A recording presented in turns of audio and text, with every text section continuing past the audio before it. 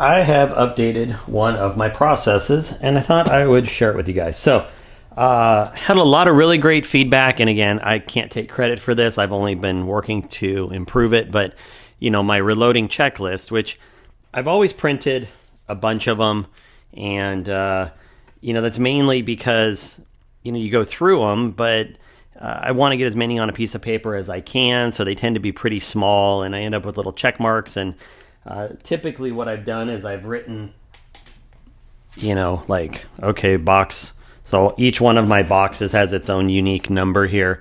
So that's box 2, box 3, stuff like that. So I'll write the box that I'm prepping and then, check it off as I go, and that stays with the brass, and that way I know what box to put it with.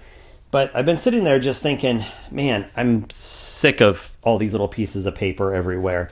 So what I've done is I have now made these. These are laminated. Okay, so it's the exact same thing, and I've just detailed the processes that I do. And if I wanted to change it, yeah, I'd have to print new ones and laminate them again. But this isn't going to change much for me. So what I've done is just put a little piece of Velcro on the back, and this one is going to be for box 3. So I'm simply going to label it 3. And again, it's laminated, so if I ever needed to, I can just take a little bit of alcohol and wipe it off, which I'll show you in a second. But I'm going to go ahead and pop the Velcro, and I'm just going to stick it right here. Okay, so now that is with my box of brass, and you can see here, so these are not decapped or anything in any fashion. This has just been shot, so I don't have any prep to do with that. This happens to be for this brass that's right here, and then that brass is for right there. But here's a really good example. I need to put one in here. So let's just make a little clean spot for the Velcro to stick to. And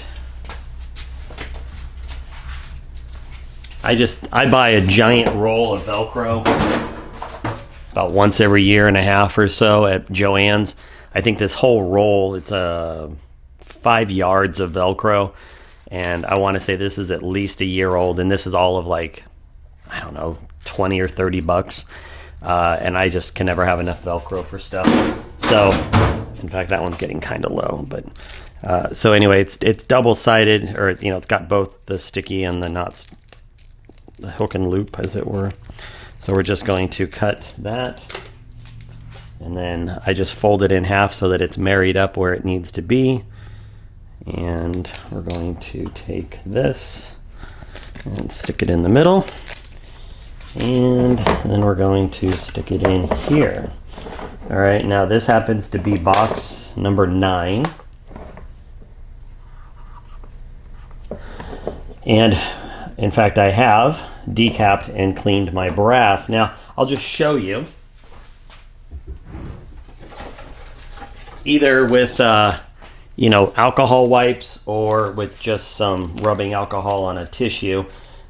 After I'm done with this, and I've got everything ready or whatever the case is, I can actually come in and wipe these off if I need to and clean them back to 0.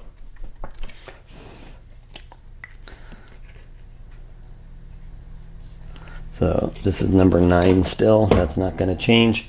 And we still have decapped and cleaned our brass. I just need to dump it out. But now I can take this, and this is going to be my tub for the number 9 brass.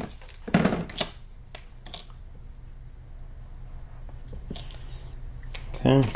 So now this is going to go with my brass. It's easy to identify. I'm not hunting for a tiny piece of paper. And as I move the process along, this stays with it. And I know when that brass is done, it goes with box number 9. So anyway, that's my new process. I have no doubt it will work for me because the little pieces of paper work.